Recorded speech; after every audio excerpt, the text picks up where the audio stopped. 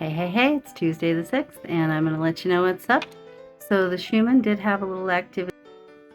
We had a couple of those big timeline shift markers and then a little bit of the cranky beta zone today, but for the most part, nice and normal. I slept so great. I have talked to lots of people today, and it seemed like everyone got a good night's sleep. So whatever that timeline pivot was, it was a good one. In the meantime, I know I mentioned how I was hearing the sun, still true, and I was hearing it build, and we haven't had that big flare yet that I thought we would. But if you look down at spot 3153, that quadrupled in size in the last couple days. So it is building intensity up there, and everyone who watches these things, the scientists at all, is just kind of on the edge of their seat waiting for something to happen because it sure looks like it's going to.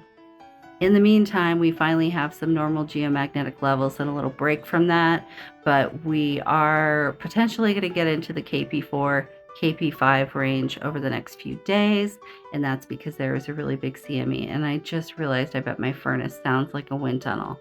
Do not. In the meantime, there's a full moon tonight, tomorrow, Thursday. You'll be able to see it. It peaks tomorrow midday approximately Eastern time.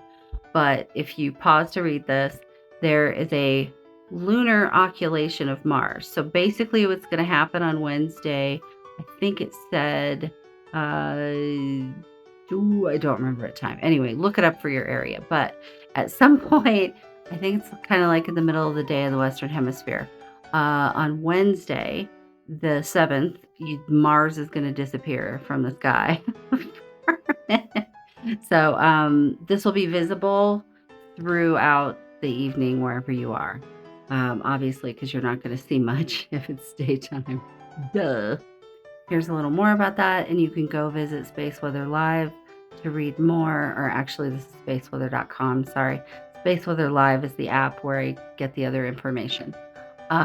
So anyway, it's a naked eye event. So, even if you don't have a telescope, you should be able to see Mars really well because it's very close to the Earth. So we have a full moon, the brightest full moon of the year.